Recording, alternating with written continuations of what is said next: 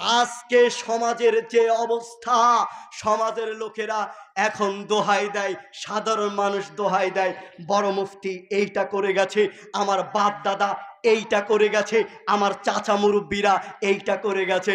ও হুজুর, কোথায় গাইবান্ধা থেকে এসে আবার কি ফালতু কথা বলছেন? অমুক মুফতি সাহেব কি কম বুঝতো? গেছে অমুক মাদানি এইটা করে গেছে, অমুক মুহাদ্দিস এইটা করে গেছে, তারা কি কম বুঝতো?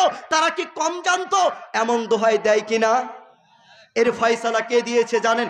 আল্লাহ দিয়েছেন। পবিত্র কোরআন সূরা লুকমান, সূরা 31 নম্বর সূরা লুকমান এর আয়াত নাম্বার 21, ওয়াইদা কিলা লাহুমুত্তাবিউ মা আনজালাল্লাহু ক্বালু বান্নাত্তাবিউ মা ওয়াজাদনা আলাইহি আবানা।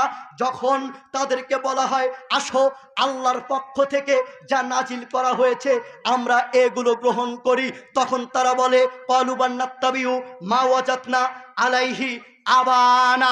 তখন তারা বলে না, আমাদের বাপদাদারা যা করে গেছে, আমাদের পূর্বপুরুষ যা করে গেছে, আমরা এগুলো গ্রহণ করব, এগুলোকে মানব।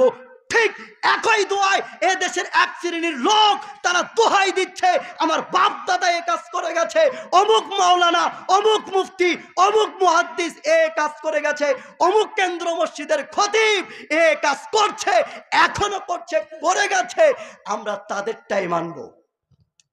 তাদেরটা মানবেন? কারটা মানবেন বলুন? আল্লাহর পক্ষ থেকে যা নাজিল করা হয়েছে এছাড়া অন্য কারোটা গ্রহণ করা যাবে? গ্রহণ করবেন? আমি যদিন বলি এইটা করেন ওইটা করেন, এই কথাগুলো যদি কোরআন সুন্নাহর সাথে মিল না খায় তাহলে মানবেন?